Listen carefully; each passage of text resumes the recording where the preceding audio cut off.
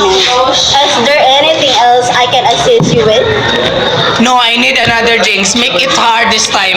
I apologize, sir, but it seems like you have been too much already.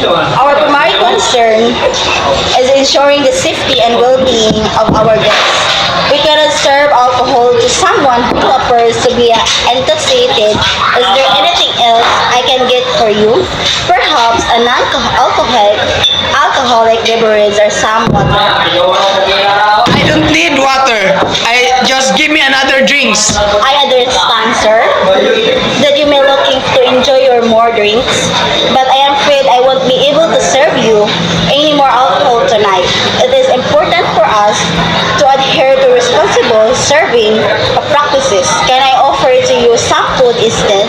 We have a wonderful selection available. I don't need food. Just I want another drinks. I apologize, sir, if I cannot fulfill the request, sir. But our primary concern remains the well-being and safety of our guests. We want everyone to have an enjoyable experience while being responsible.